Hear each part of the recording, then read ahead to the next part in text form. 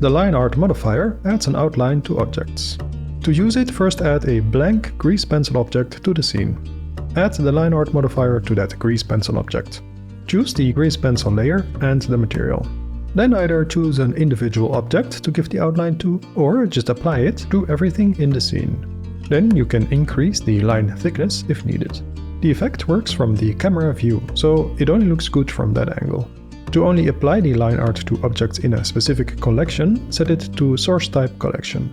You may have to exit and re-enter render preview to see the changes. For more grease pencil tips, check out my ebook, which comes with over 800 Blender video tutorials.